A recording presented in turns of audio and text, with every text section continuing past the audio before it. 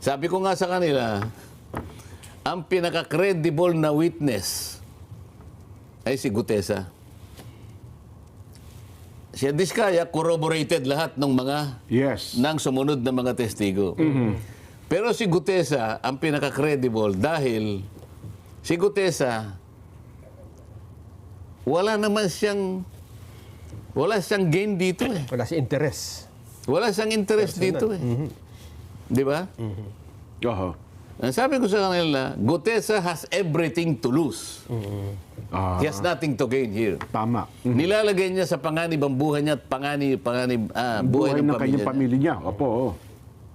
So, alam mo, sa law on evidence, maski sa mga kasong katulad ng ganyan, ang pinakamataas na uri ng pagtetestigo at saka ng ebidensya, kapag ikaw ay tumestigo laban sa iyong sariling interes, tinatanggap ng korte mataas na uri ng ebidensya yun.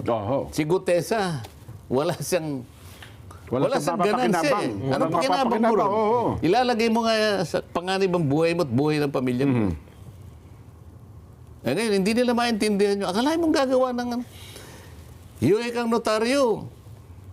Peke.